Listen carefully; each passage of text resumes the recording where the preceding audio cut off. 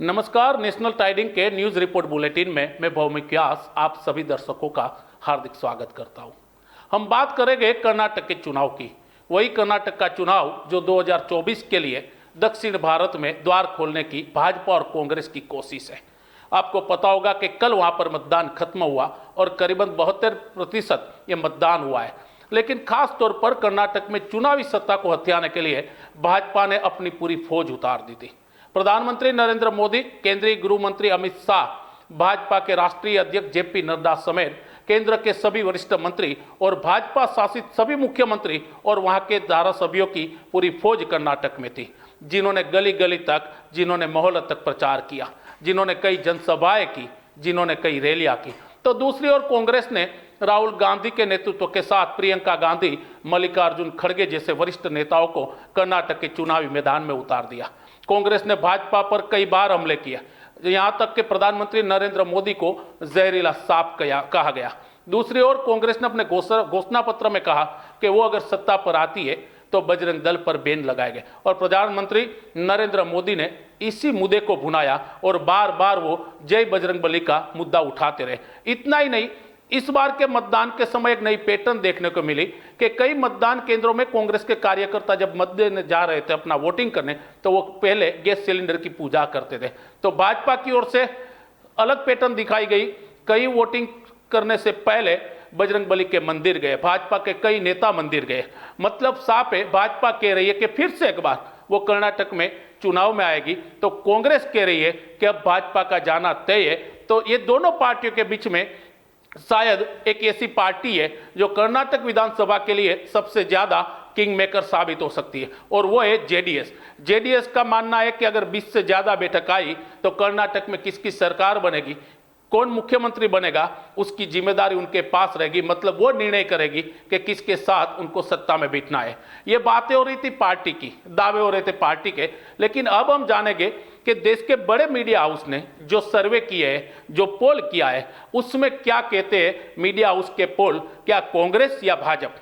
सबसे पहले हम जाएंगे एबीपी न्यूज और सी वोटर पोल पर, जिन्होंने कहा है कि कांग्रेस को 113 से 112 सीटें मिल सकती है, तो भाजपा को 83 से 95 सीटें मिल सकती है, और जेडीएस को 20-21 के करीब। ये एबीपी न्यूज और सी वोटर का सर्वे है। इन्होंने जो कर्नाटक की जनता से राय ली है, उन पर उनका कहना है, मतलब साफ है कि उनके सर्वे में कांग्रेस कर्नाटक में सबसे बड़ी पार्टी के तौर पर उभर रही है। दूसरा जो सर्वे किया गया है टाइम्स नाउ और ईटीजी सर्वे। टाइम्स नाउ भी देश का एक बहुत बड़ा मीडिया हाउस है। उन्होंने कहा है कि कांग्रेस को 113 सीटों के करीब सीटें मिलने का अनुमान है। उनके सर्वे में भी कांग्रेस सबसे बड़ी पार्टी है। टाइम्स नाउ और ईटीजी के सर्वे में भाजपा को 85 सीटें मिलने का अनुमान है, मतलब भाजपा दूसरे स्थान पर रहेगी, और जेडीएस को एक जिस तरीके से सर्वे था उनसे 2 सीट आगे 23 सीटें मिलने का अनुमान है। तीसरा जो सर्वे हम आपको दिखा रहे हैं वो देश की जानी मानी एक मीडिया हाउस है, न्यूज़ 24 और चाणक्य, जिसका सर्वे हर चुनाव में आता है। उन्होंने जो चुनावी सर्वे किया है उसमें दिखाया गया है कि कांग्रेस को ये दोनों सर्वे से ज़्यादा 120 सीटें मिल सकती है, और भाजपा को 92 सीटें मिल सकती है, जबकि जेडीएस को केवल 12 सीटें मिल सकती है। ये न्यूज़ 24, टुडे और चाणक्य का सर्वे है। ये सभी मीडिया हाउस के सर्वे जो कर्नाटक चुनाव में मतदान खत्म होने के बाद शाम को 6 बजे से टेलीकास्ट किए गए थे। चौथा जो सर्वे है वो इंडिया टुडे और एक्सिस माई इंडिया सर्वे करके उन्होंने ये सर्वे किया है कर्नाटक विधानसभा चुनाव पर। उन्होंने कहा है कि कांग्रेस को 122 से 140 सीटें मिल सकती है। मतलब सभी सर्वों से ऊपर सर्वे जो आया है, कांग्रेस 140 तक अगर पहुंच जाती है तो पूर्ण बहुमति मिल जाएगी, क्योंकि 113 सीटें चाहिए इन लोगों को। भाजपा को केवल 62 सीटें मिलेगी, और जेडीएस को उन्होंने केवल 3 सीटों के आसपास सीमित रखा है। मतलब जेडीएस का जनाधार नहीं है कर्नाटक में, ऐसा इंडिया टुडे, एक्सिस माई इंडिया सर्वे का है।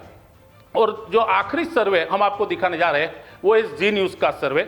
उन्होंने कहा है कि कांग्रेस को 41 सीटें मिलेगी। मतलब 4 सर्वे में कांग्रेस सबसे बड़ी पार्टी है, लेकिन जी न्यूज़ कह रही है कि कांग्रेस सबसे कम पार्टी है, कांग्रेस पीछे हट कर रही है। उन्होंने कहा है कि भाजपा को 36 सीटें मिलेगी और जेडीएस को 17 मिलेगी। ये 5 सर्वे, ये 5 पोल में अगर आप देखें तो कांग्रेस सबसे बड़ी पार्टी के रूप में उभर रही है। लेकिन इन सभी पोलों में अगर 4 सर्वे में देखें तो इसमें किंग मेकर जेडीएस बन सकती है। क्यों बन सकती है? कि अगर कांग्रेस को पूर्ण बहुमति नहीं आती है, अगर कांग्रेस सत्ता पर आने के लिए जो उनको मेजोरिटी चाहिए वो नहीं मिलती है, वो 100 के करीब सिमट जाती है, तो जेडीएस अगर 20 या 21-22 बैठक ले जाती है तो कर्नाटक में सरकार रचने के लिए जेडीएस का समर्थन लेना दोनों पार्टियों के लिए जरूरी बन जाएगा। मतलब साफ है, कांग्रेस अगर जेडीएस के साथ बैठती है तो वो दोनों की गठबंधन की सरकार बनेगी। अगर भाजपा जेडीएस के साथ अगर सीटों के तालमेल से बैठती है तो भाजपा और जेडीएस की सत्ता बनेगी। ये एक अनुमान है, इनको लेकर कई सारे सर्वे किए गए देश में, लेकिन ये लीडिंग मीडिया हाउस है जिनका सर्वे हमने आपको दिखाया। लेकिन एक बात साफ है कि 2024 से पहले प्रधानमंत्री नरेंद्र मोदी चाहते हैं कि दक्षिण भारत का जो हिस्सा है सबसे महत्वपूर्ण कर्नाटक, जिसको एक आईटी का हब माना जाता है, कर्नाटक में बेंगलोर है, मैसूर है, मंगलूर है, ये सब ऐसे महत्वपूर्ण सिटी है कि जहां के जरिए आप साउथ भारत इंडिया में आप प्रवेश कर सकते हैं। जैसे मैंने आपको बताया कि केरला से लेकर कोची तक प्रधानमंत्री नरेंद्र मोदी बार बार रैलियां कर रहे हैं। लेकिन कर्नाटक इसलिए महत्वपूर्ण है कि अगर यहां पर विधानसभा में भाजपा फिर से एक बार सत्ता में आती है तो 2024 में भाजपा वही मुद्दे को लेकर देश की जनता के सामने जाएगी। मुद्दे काफी सारे थे, लेकिन 2 मुद्दे सबसे ज्यादा रहे। पहला मुद्दा रहा जहरीला सांप वाला। कांग्रेस के राष्ट्रीय अध्यक्ष मल्लिकार्जुन खड़गे ने कहा कि नरेंद्र मोदी जहरीले सांप है, अगर उनके साथ रहोगे तो आप मर जाओगे। जिसके बाद भाजपा ने बार बार हमले किए, जिसके बाद कांग्रेस को अपना स्पष्टीकरण देना पड़ा। उसके बाद मुद्दा आया कांग्रेस के घोषणा पत्र का। उन्होंने कहा कि अगर कांग्रेस सत्ता में आती है तो हम बजरंग दल पर बैन करेंगे, वही पीएफआई की तरह।